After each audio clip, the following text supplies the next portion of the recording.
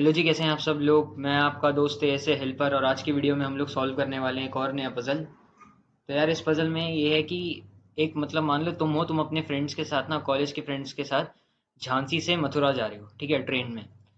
तो तुमने एक ट्रैक सूट पहन रखा है, और इस ट्रैक सूट में ना यार फाइनाइट नंबर ऑफ पॉकेट्स हैं। मतलब फाइनाइट नंबर ऑफ पॉकेट्स का मतलब इतनी पॉकेट्स हैं कि तुम उन्हें काउंट कर सकते हो, ठीक है।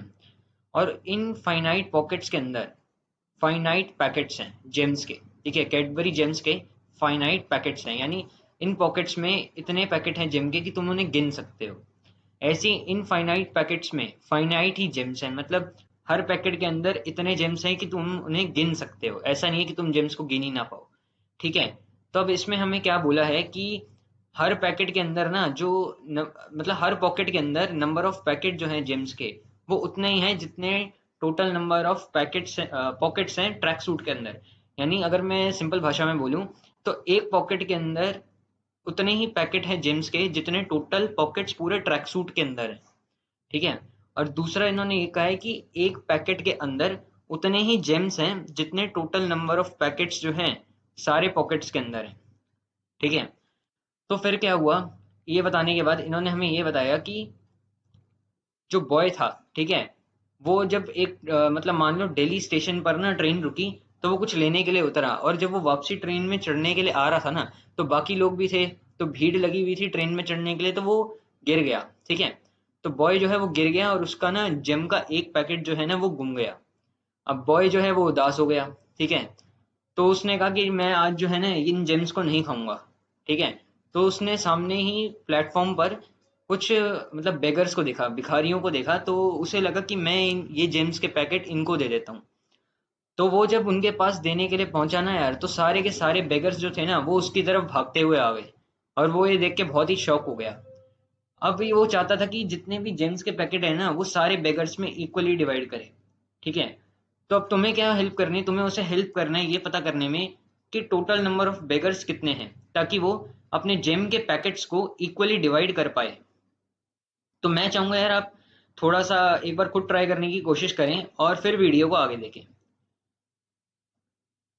तो यार मैं बताता हूँ आपको ये कैसे हुआ, क्योंकि मुझे पहले ही बोला था कि जो पैकेट्स हैं और जो पॉकेट्स हैं वो इक्वल हैं, यानी कि तो मैंने मान लिया पहले कि टोटल नंबर ऑफ पॉकेट जो है ना पूरे ट्रैक सूट के अंदर वो एम है, ठीक है। और हर पॉकेट के अंदर एम पैकेट्स भी होंगे, ठीक है। तो एक पॉकेट के अंदर अगर एम पैकेट्स हैं तो एम पॉकेट्स के अंदर कितने पैकेट्स होंगे, एम इंटू एम।